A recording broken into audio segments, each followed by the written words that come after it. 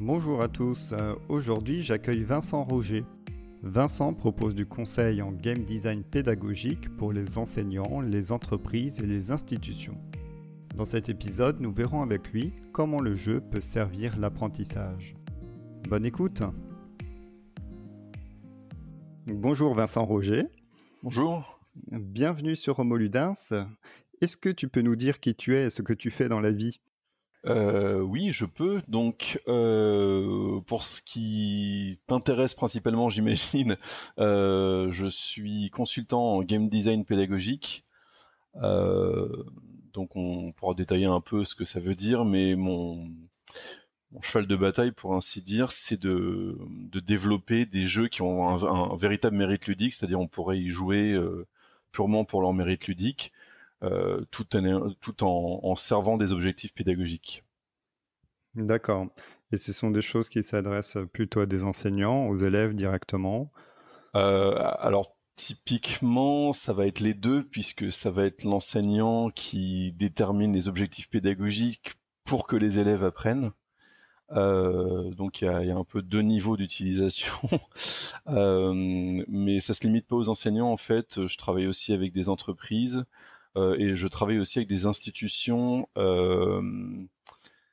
pas forcément périscolaires, mais qui servent l'enseignement en général, type les Saventuriers, qui est une école d'apprentissage par la recherche, pour lesquels j'ai développé des jeux récemment. D'accord. Et alors, depuis quand joues-tu et à quel moment tu t'es dit que tu allais utiliser le jeu dans ton activité ? Les deux dates sont extrêmement écartées, donc depuis quand je joue, bon, je pense que ça va être une réponse très bateau, mais je me souviens pas de la première partie à laquelle j'ai joué. Je me souviens du premier jeu vidéo parce que c'était dans les années 80 et c'était sur un écran vert qui me faisait littéralement pleurer. Et c'était un jeu d'aventure à texte et ça m'avait vraiment marqué. Euh, et sinon, pour ce qui est du jeu dans l'enseignement, vraiment du jeu avec des règles à proprement parler, ça date de 2015. Mhm. Mais dans l'ordre, j'ai été joueur depuis ma plus tendre enfance. J'ai été formateur en anglais pendant une quinzaine d'années, non, une dizaine d'années, je dis des bêtises. Et ensuite, j'ai fait une rencontre au centre de recherche interdisciplinaire avec les membres du Game Lab par le biais d'une summer school de création de jeux scientifiques. Euh, et en fait, ça a permis de cristalliser énormément d'expériences que j'avais eues à la fois en tant que formateur et en tant que joueur. Euh, et ça a créé une sorte de vocation en fait. Donc, je me suis retrouvé à travailler pour le Game Lab du CRI pendant une courte période. Et suite à ça, je suis devenu consultant et je travaille avec des personnes de l'enseignement supérieur, des personnes en entreprise et des institutions autres pour développer de l'enseignement ludique, on va dire. Mhm. C'est toujours difficile Donc, de trouver des termes qui soient pas trop réducteurs parce que dans l'absolu, c'est designé de la pédagogie qui se sert des leviers du jeu. C'est pas forcément des jeux pédagogiques, mais très très très souvent ça l'est. ouais, d'accord. Ben, justement, tu parles de jeux et de pédagogie. Il y a d'autres intervenants avant là, qui ont parlé de ludopédagogie.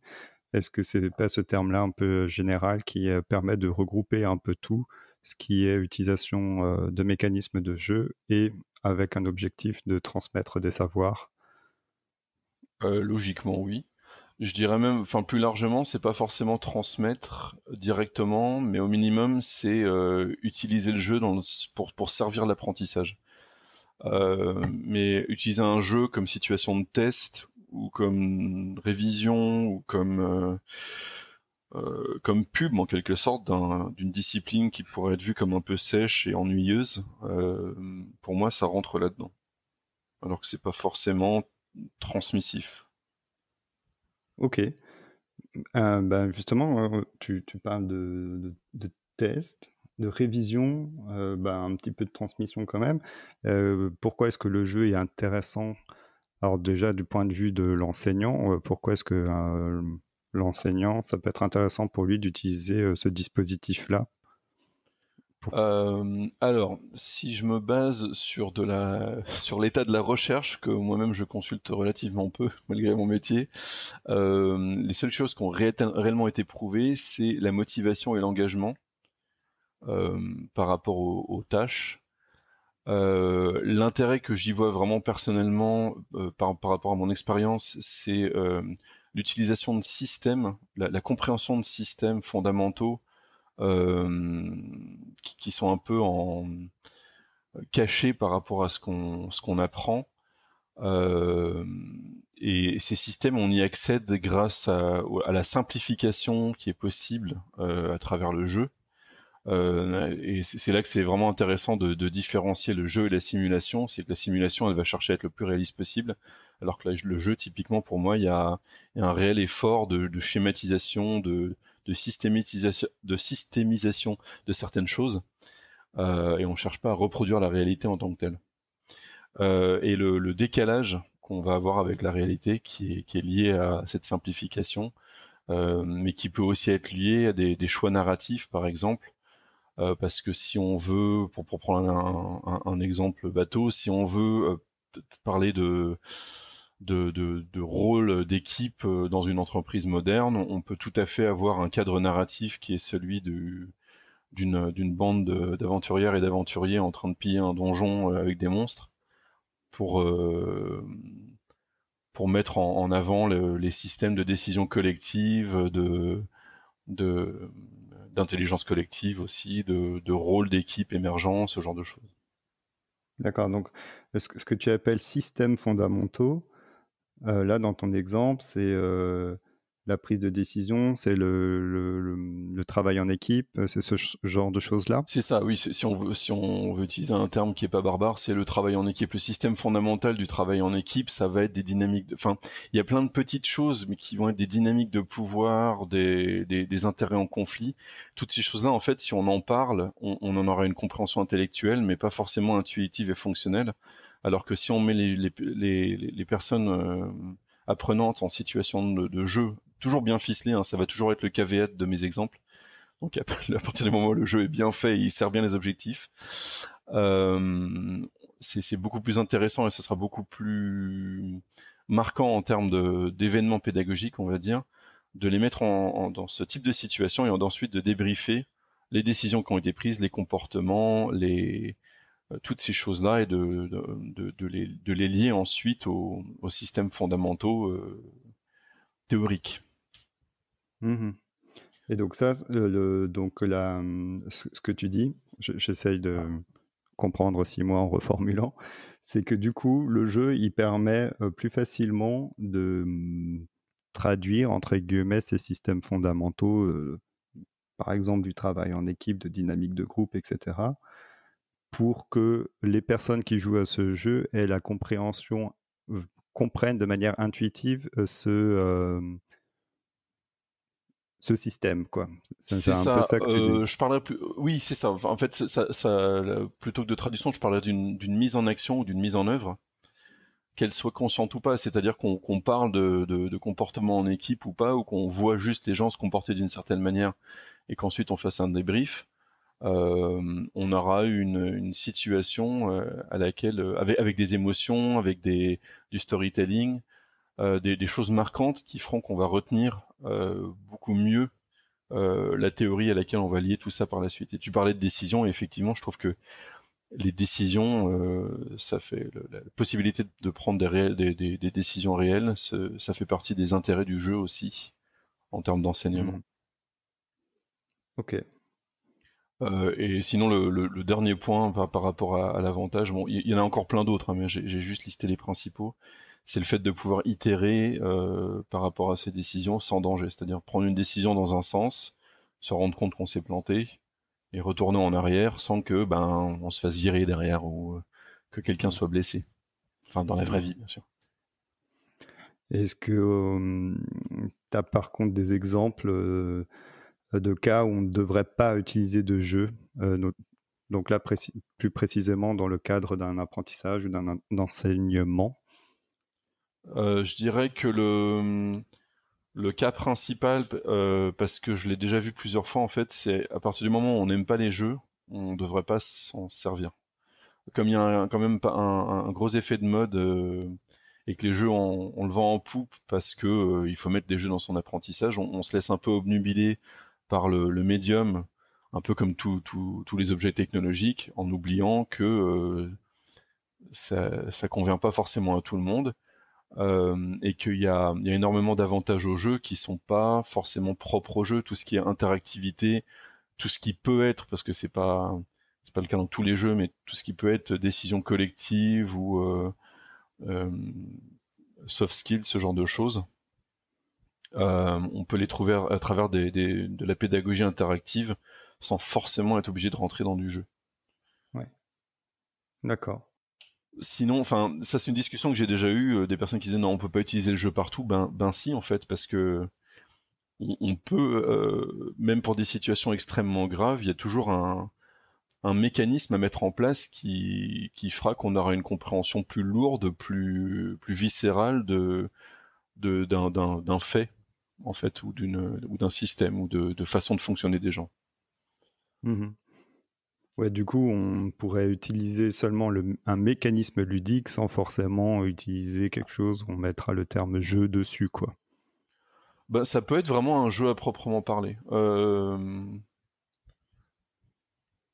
Je pense que oui, c'est une question de comment on le déploie aussi. Si on crée un jeu sur un sujet grave, euh, ben j'en reviens à mon caveat de il faut que ce soit fait de manière compétente. Si on crée un jeu sur un sujet grave et que ce qu'on en retire du jeu, c'est que finalement cette situation n'était pas très grave, euh, c'est gênant, c'est un échec en termes de Mhm. ludopédagogie. Par contre, si le fait de jouer à ce jeu est vraiment, il ressemble à un jeu, mais à un moment on prend conscience qu'on est en train de prendre des décisions qui sont pas morales ou pas éthiques ou inhumaines, et que le jeu permet d'appuyer ce genre de décision, ben, je trouve que c'est un jeu réussi sur une situation grave qui va même bien servir le propos. Mhm. Je te prends peut-être un peu de cours, mais est-ce que tu as des exemples de ce genre de jeu qui traite de situations un petit peu difficiles comme ça? Oui, alors, je me souviens plus qui en est l'autrice, mais il y a Train. Je m'en suis déjà servi en exemple en plus. Et qui parle de quoi? Donc, Brenda Romero. Donc, c'est une conceptrice de jeu qui a créé un jeu qui s'appelle Train, où en fait, de premier abord, on a l'impression de simplement devoir optimiser la quantité de personnes qu'on fait rentrer dans des wagons de train, et au bout d'un moment, on se rend compte qu'on est des nazis en train d'optimiser la quantité de personnes à déporter euh, pour les camps de concentration. Et Ouais, je crois que vas-y, je te ça te laisse dit quelque continuer. chose? Je crois que j'ai vu, effectivement, elle a fait une conférence TED il y a plusieurs années maintenant, où elle parle de jeu, du coup, mais où elle explique que son angle d'approche, c'est effectivement de faire des jeux qui, qui parlent de ce genre de sujet, quoi. Et elle donne cet exemple-là, notamment. Et si je retrouve le lien, je le remettrai du coup dans la description de l'épisode pour ceux qui sont intéressés. Ouais. Hmm. Et du coup, toi, tu utilises quoi comme support de jeu? Alors c'est extrêmement, c'est extrêmement vaste. Je me suis pas vraiment fixé de limite parce que j'aime pas bien apprendre à expérimenter. Euh, donc mes premières expériences, ça a été sur du jeu numérique pendant la Game Lab Summer School, donc des jeux vidéo. Euh, Sans doute ce que j'ai fait, ce sur quoi j'ai travaillé, qui a été le plus médiatisé, ça a été un escape game qui s'appelle Learningscape, qui a été créé il y a quelques années sur la pédagogie universitaire avec le Game Lab du Centre de recherche interdisciplinaire et le service pédagogique de l'université. Je crois que c'est l'université de Paris maintenant. Enfin, à l'époque, c'était Université Sorbonne Paris-Cité. Ouais. Donc j'ai travaillé sur pas mal d'escape games pédagogiques suite à ça. Euh, j'ai aussi travaillé avec le format jeu de société sur des jeux vidéo. Sur un brise-glace récemment, c'était ma première expérience de ça. C'était très intéressant à mettre en place. Et parfois des mélanges un peu de tout ça. D'accord. Et est-ce que d'après ton expérience du coup, qui est très large, est-ce qu'il y a des supports que tu trouves plus adaptés à certains publics ou alors à certains objectifs pédagogiques? En fait, on va pouvoir parler d'alignement ludopédagogique. Je crois que tu as parlé à Michael Freudenthal. Mmh. Et c'est lors d'une conversation avec lui, en parlant de mes principes, qui m'a produit ce terme avec lequel je suis tout à fait d'accord. Donc c'est le fait d'aligner les mécanismes ludiques qu'on met en place avec les objectifs pédagogiques, et fondamentalement, ta question remonte à respecter cet alignement ludopédagogique.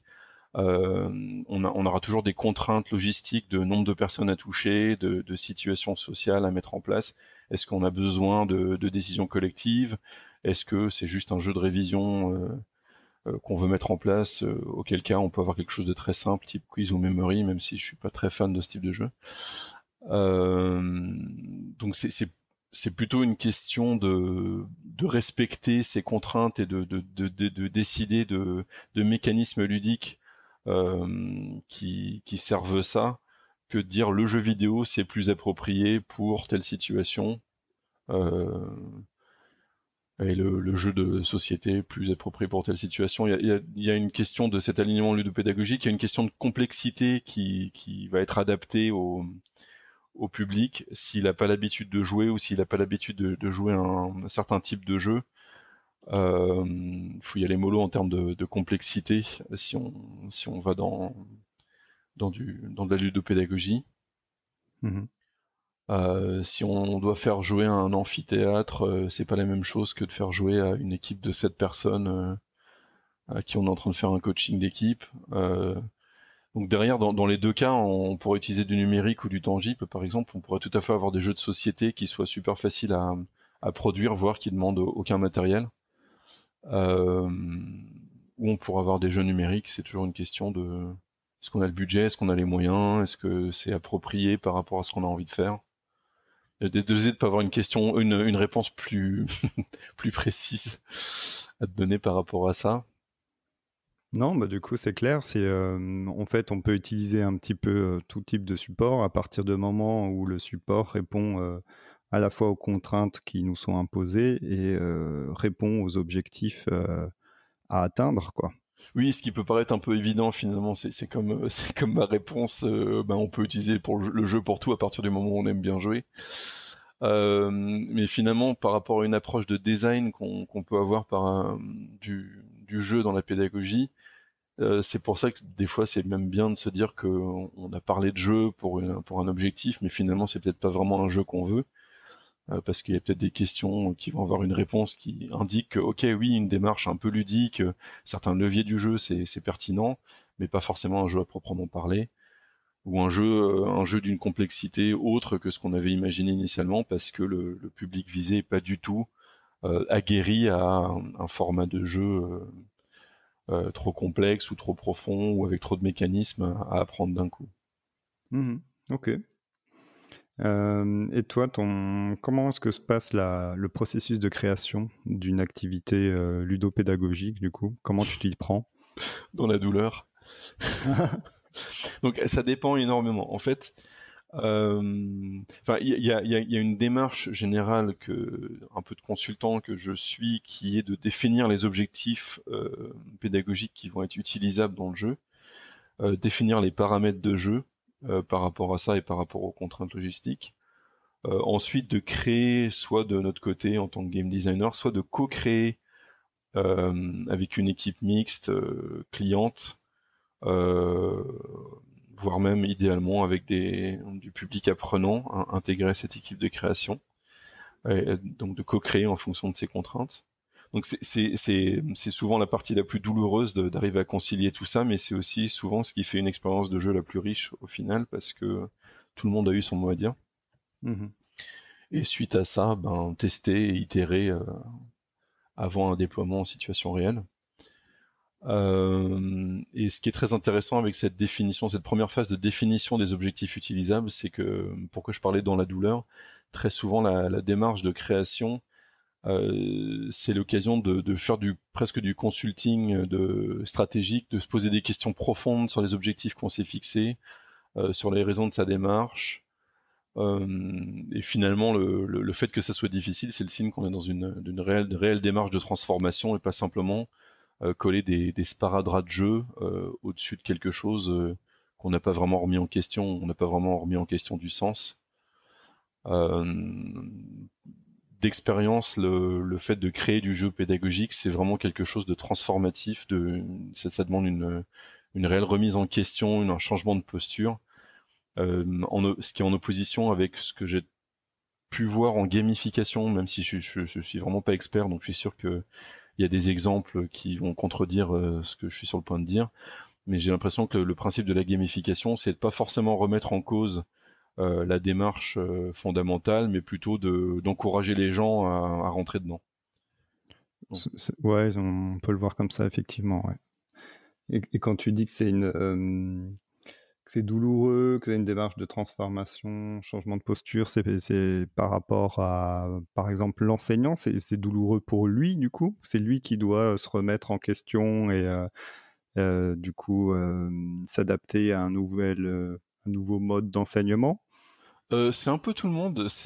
Alors effectivement, pour les personnes pour les enseignantes et enseignants, c'est vraiment ça. C'est le fait d'avoir à se remettre en question, d'être de se forcer à se mettre dans une situation pas familière, euh, d'être dans d'une démarche de design qu'on n'a pas forcément l'habitude de suivre.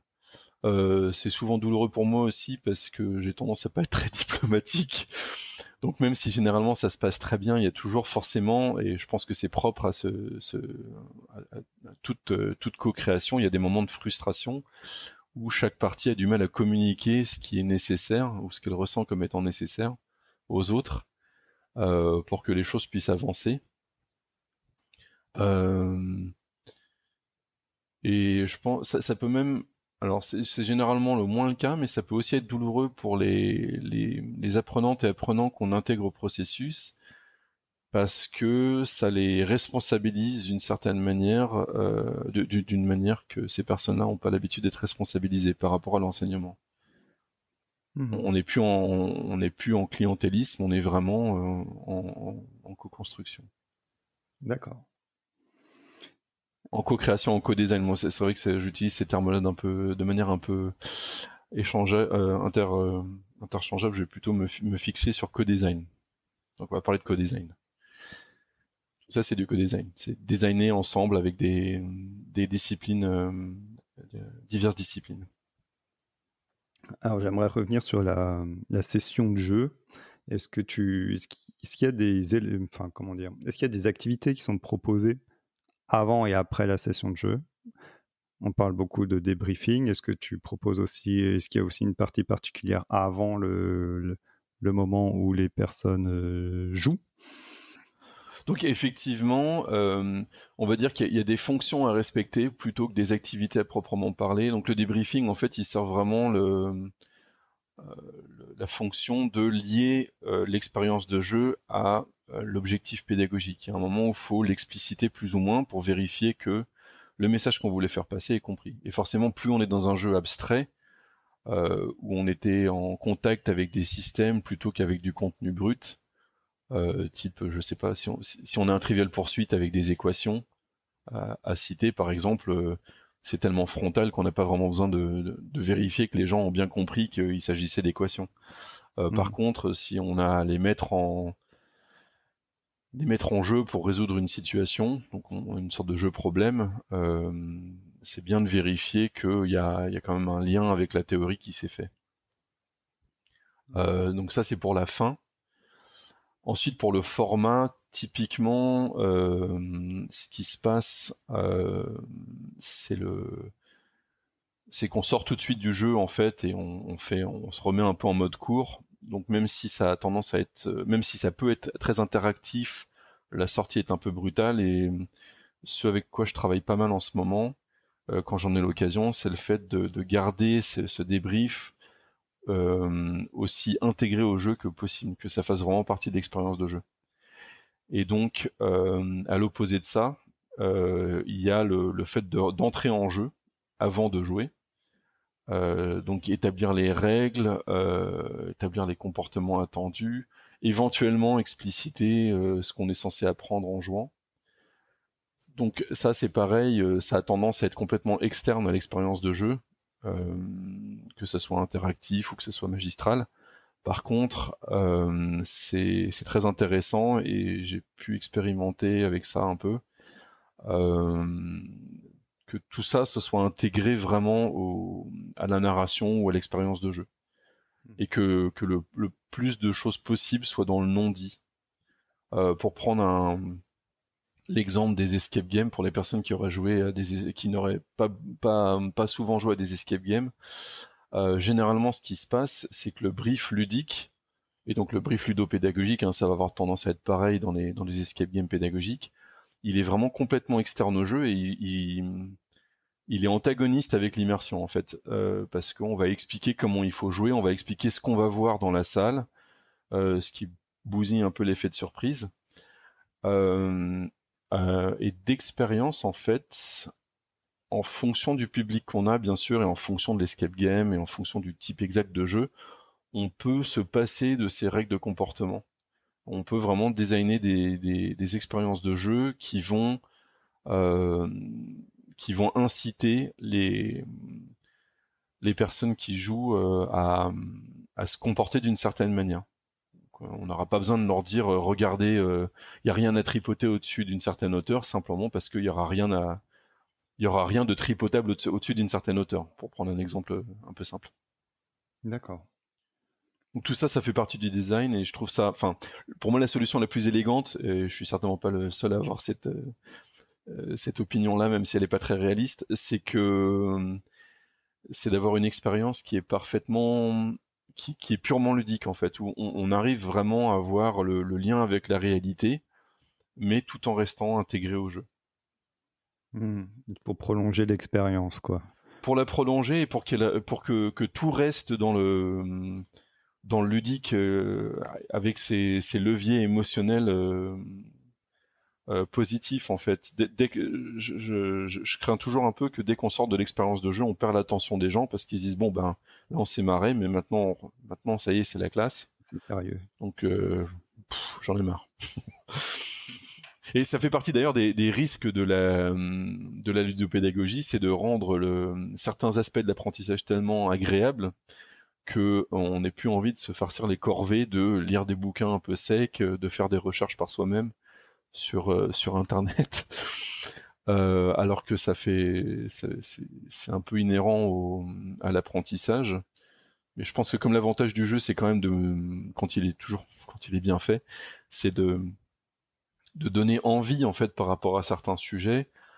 Ça rend ces parties corvées là quand même plus attirantes, simplement parce qu'on aura plus d'intérêt pour le sujet. Et quelle est la place de l'enseignant, du coup, de l'animateur pendant la session de jeu, et puis du coup, pendant l'entrée en jeu et le débriefing, est-ce il doit avoir des compétences particulières, s'il doit animer, enfin s'il doit, comment dire, prolonger cette expérience avant et après la session de jeu, c'est pas forcément évident pour toutes les personnes.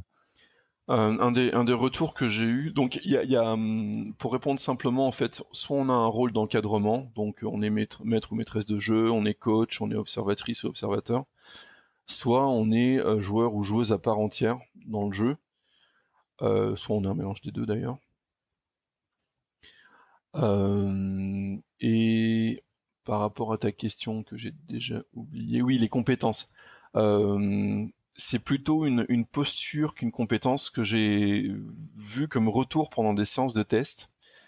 Enfin, c'était pas vu, c'était entendu comme retour pendant des séances de test. C'est que justement un débrief un peu trop violent de leur filer une fiche aux étudiantes et de leur dire bon ben maintenant dites-nous ce que vous avez appris, ça leur gaspillait un peu, enfin ça leur gâchait l'expérience de jeu. Et donc je dirais faire tout pour que l'expérience de jeu et les parties pédagogiques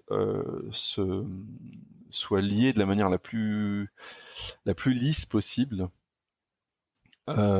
C'est une bonne doctrine à suivre, je pense. Ok. Les contre-exemples de ça que j'ai vu, donc c'est comme je disais le côté un peu brutal de bon bah maintenant fini de jouer, maintenant pédagogie. Je suis d'accord que ça peut être un peu nécessaire parce que faut se rappeler pourquoi on est en train de jouer, mais je pense qu'il y a des manières un peu moins brutales de s'y prendre. Et ce que j'ai vu aussi, c'est des personnes qui vraiment assumaient mal le côté on est en train de jouer et la fonction possible d'outil d'apprentissage du jeu et qui collaient attention on est en serious game à tous les niveaux, ce qui brisait un peu l'immersion et un peu le plaisir de jeu, ce qui est dommage. Ouais, je comprends. Puis c'est mal assumé le fait que qu'on peut se servir du jeu pour apprendre. On n'est pas obligé de parler de serious game en fait. Est-ce que tu as des exemples concrets de jeux qui sont utilisés du coup dans l'enseignement? Oui. Alors j'ai surtout des mauvais exemples. En fait, typiquement les bons exemples sont des développements à proprement parler. C'est-à-dire que c'est quelqu'un qui s'y connaît en design ludopédagogique, qui a développé quelque chose pour une situation propre, en partant de pas forcément de rien, mais c'est une création propre. Ce que je vois souvent dans l'enseignement, et donc je trouve que c'est une super première étape, c'est juste qu'il faut pas s'arrêter là, c'est du détournement ou de la modification de jeux relativement bien connus. Donc peut-être ce que j'ai le plus entendu, celui dont j'ai le plus entendu parler, c'est Time's Up, alors qu'il n'est pas forcément approprié, mais l'avantage c'est qu'il est simple et il est vraiment ludique. Donc on remplace les mots je sais pas, pour les personnes qui ne connaisseraient pas Time's Up, faut faire deviner des mots à travers à travers 3 phases. Donc il y a une phase où on a le droit de définir le mot sans limite. Donc on peut simplement exprimer et expliquer. Une deuxième phase où on a le droit d'utiliser qu'un seul mot pour faire deviner ce mot, et une troisième phase où on doit mimer. Donc, bien sûr, c'est un jeu qui peut être adapté en termes de révision ou pour de la socialisation autour d'une thématique, mais pour un premier contact avec ou un contact profond avec un sujet, c'est pas du tout approprié. Ce que je vois très souvent aussi, c'est une sorte de jeu de loi avec des questions, ou Monopoly avec des questions, ou Trivial Poursuite, où on change les questions. Donc ça, c'est pareil, c'est pas très profond. En fait, on n'est vraiment pas en train d'utiliser les mécanismes de jeu pour servir l'apprentissage. Cependant, c'est facile de se plaindre. C'est quand on est en train de travailler sur son premier jeu pédagogique, c'est très bien. C'est simplement qu'il faut pas s'arrêter là. Même par rapport aux escape games pédagogiques que j'ai pu voir créés par des personnes dans l'enseignement, elles ont pris des gros risques, elles y ont mis énormément de travail, et pour une première expérience, un premier développement, c'est toujours impressionnant l'effort qui a été mis, mais très souvent l'exploitation des leviers du ludique pour servir la pédagogie est très pauvre, simplement parce que ça demande de l'expérience et du doigté et de l'intuition à force de faire, tout simplement, pour arriver là. Ok. Et du coup, qu'est-ce que tu pourrais donner comme conseil aux personnes qui souhaitent utiliser du jeu avec la pédagogie? Donc toujours pour être dans le paradoxe, je dirais lancez-vous, prenez des risques, faites de la merde, mais faites. Et ça, c'était le seul conseil que je donnais au début. Et face un peu ce retour de flamme de personnes qui font, mais qui s'arrêtent là, je dirais, et ensuite améliorez-vous. Donc surtout, vous arrêtez pas à votre première itération. Lorsque vous vous êtes lancé et que vous pouvez prouver à votre direction que ça a été bien reçu par les personnes qui ont joué, que l'apprentissage était plus efficace, que le service qui a mis le jeu en place est maintenant mieux vu et mieux compris de la part des personnes qui doivent s'en servir. Décrochez un budget et bon bah du coup je me vendre un peu. Faites appel à des personnes comme moi hein, qui peuvent vous aider à vraiment passer à la vitesse supérieure en termes de ludopédagogie. Parce que s'arrêter à un escape game où on a simplement à aller d'un rayon à un autre pour répondre à des questions, c'est pas très riche comme expérience de jeu par rapport à ce que l'escape game peut permettre. C'est même pas vraiment un escape game si on veut rentrer dans du pinaillage technique, mais Hmm. enfin Donc tu voilà, conseilles comment? de se faire accompagner en fait. C'est ça. Je pense que c'est super de commencer par soi-même avec zéro budget. C'est vraiment très courageux parce que ça demande toujours beaucoup d'efforts. Euh, et le résultat est clairement généralement génial par rapport à l'expérience des gens qui s'y mettent. Mais une fois qu'on a atteint ça, faut pas s'arrêter là. Et c'est un peu un retour que j'ai eu de la part de plusieurs personnes qui ont dit oui bah non ça va, l'escape game on a déjà fait. Et ensuite me montrent leur production, et je le répète parce que sinon ça fait un peu salaud quand même de forcément c'est mon métier, c'est plus facile pour moi de critiquer, mais ils me montrent leur production et oui ben ça se voit que c'est un premier essai, donc vous arrêtez pas là surtout.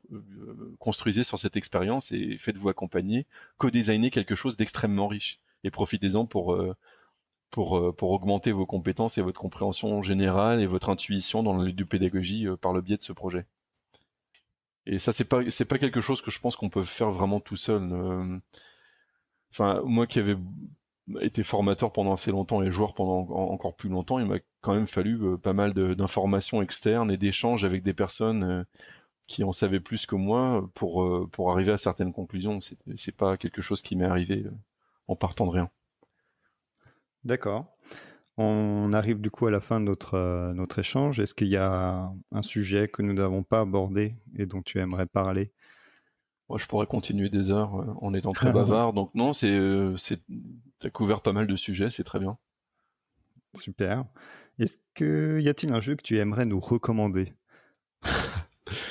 Je sais jamais quoi répondre à cette question-là. J'ai commencé à jouer à un jeu récemment qui s'appelle Her Story, qui est une sorte de jeu de détective qui est à la fois narratif, mais faut complètement découvrir l'histoire par soi-même. Et je trouve ça très intéressant par le biais de recherche de mots. Il y a rien qui est induit par le jeu, et je trouve ça assez génial. Et sinon, j'ai fini un jeu récemment qui s'appelle Stories Untold, qui est un jeu narratif aussi, qui fait pas mal référence. C'est un jeu à énigmes, avec une ambiance un peu horreur et qui se sert pas mal euh, de, de mécanismes de jeu un peu rétro, type jeu d'aventure à texte des années 80. J'ai juste trouvé que c'était une expérience de jeu relativement courte et vraiment bien ficelée, donc voilà, je le recommande.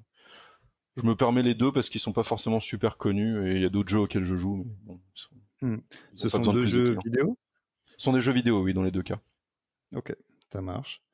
Et connais-tu une personne qui utilise le jeu dans son activité professionnelle et dont tu aimerais entendre le témoignage dans un prochain épisode?